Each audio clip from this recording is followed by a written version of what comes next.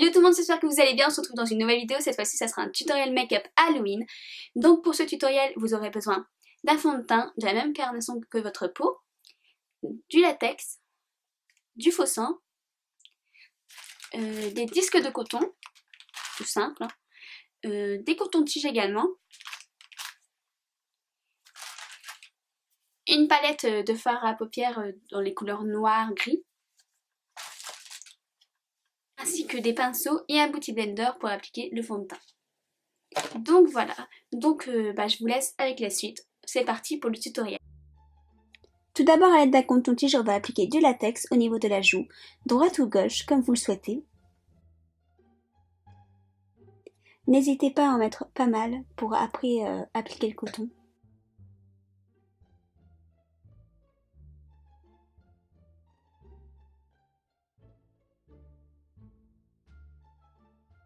Une fois que vous avez mis suffisamment de latex, on va passer au coton. Donc le coton. Alors moi je l'applique avec les doigts tout simplement, mais c'est super chiant parce que ça colle partout, comme vous pouvez le constater en vidéo. Donc si vous avez un moyen d'éviter les doigts, je vous le conseille tout simplement.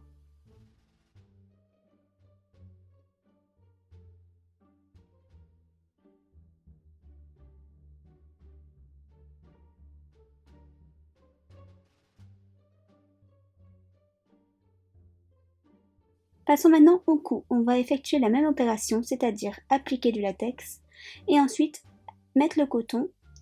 N'hésitez pas à en mettre pas mal de coton pour pouvoir le couper correctement.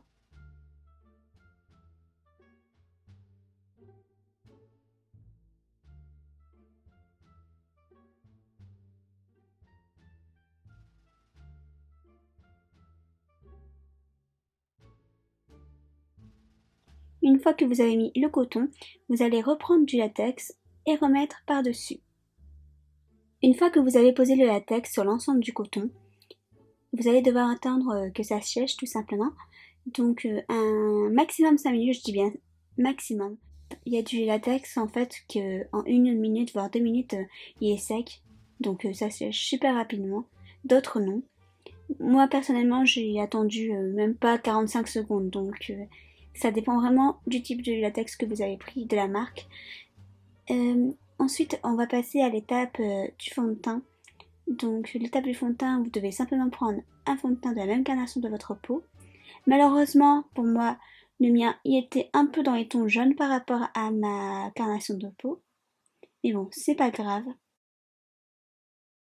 Ensuite on va prendre un ciseau. On va déjà commencer par le cou pour pouvoir ouvrir la fausse blessure qu'on a faite. Et ensuite vous répétez la même opération pour la joue. Sans vous faire mal bien sûr.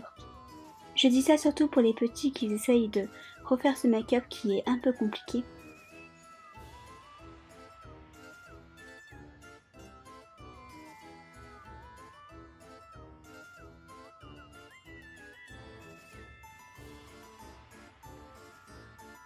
Ensuite vous allez prendre une palette qui a des fards noir-gris et vous allez appliquer ces fards au niveau de l'extérieur des blessures.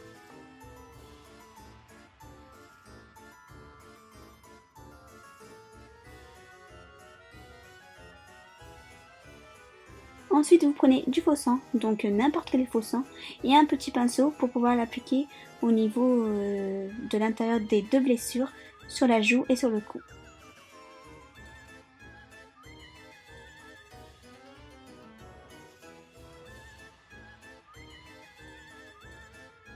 Vous reprenez maintenant la palette avec les fards noir-gris. Donc avec un pinceau vous allez prendre du fard un peu noir et ensuite vous allez le mettre à l'intérieur de la blessure pour que ça fasse plus vrai en fait. Vous voyez, ça change un peu de tout à l'heure, ça fait un peu plus vrai.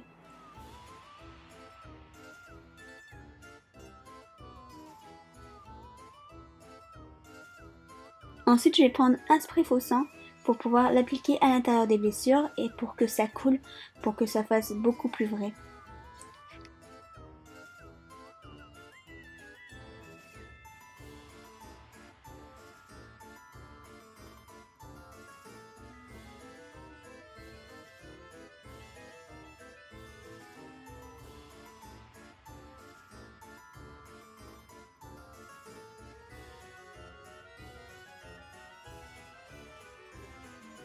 je rajoute une petite touche au niveau des lèvres. Ensuite, vous allez prendre un fard de couleur bordeaux, marronné. Enfin, je sais pas comment vous expliquer. En fait, c'est un espèce de burgundy. Moi, personnellement, j'ai utilisé la palette Shangso de chez BS Cosmetics. Il y a tous les fards dedans, donc c'est nickel. Donc, avec ce fard-là, vous allez l'appliquer au niveau des yeux, tout autour en fait, qui légèrement dépasser vers la joue et vers le coin externe de l'œil aussi. Voilà donc le résultat. J'espère sincèrement que cette vidéo vous a plu, que ce tutoriel vous a donné des idées pour vos enfants ou tout simplement les adolescents qui souhaitent se déguiser pour Halloween, pour aller taper aux portes et pour demander des bonbons. Donc n'hésitez pas à vous abonner si ce n'est pas encore fait. Moi je vous laisse, à plus!